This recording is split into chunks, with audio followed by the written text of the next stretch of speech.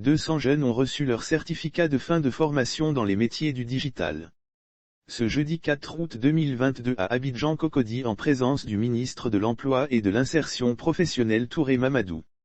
Dans le cadre d'un partenariat entre le ministère de la Promotion de la Jeunesse, de l'Insertion professionnelle et du Service civique et Banoro Group.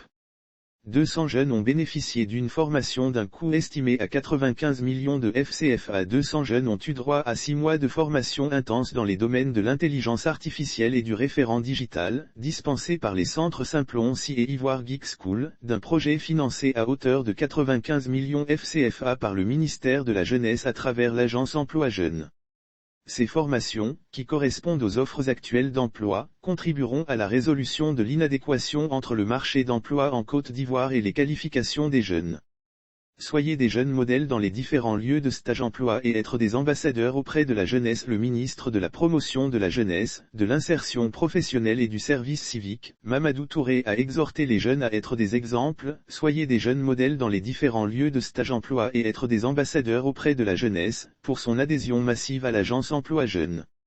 Lire aussi Côte d'Ivoire Insertion professionnelle, 400 jeunes bientôt formés et recrutés dans le secteur de la grande distribution. Quant à la directrice générale de la structure de formation, Raïssa Banoro a exprimé sa gratitude au ministre Mamadou Touré pour le choix de la société pour un partenariat avec l'agence Emploi Jeunes. C'est un grand honneur pour nous, un symbole fort dans cette initiative que nous avons entreprise. Il y a de cela 4 ans, vous vous êtes engagé à nos côtés. À cette cérémonie de remise de diplôme s'est suivie par l'inauguration du nouveau local du centre Simplon-Si, en présence du ministre Mamadou Touré.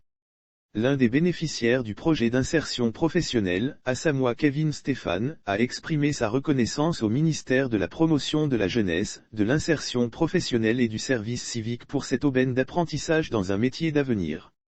Par ailleurs, il faut souligner que cette politique vise à améliorer l'employabilité des jeunes, premièrement les demandeurs d'emploi, de développer les compétences des jeunes chômeurs et deuxième de promouvoir l'auto-emploi des jeunes qualifiés.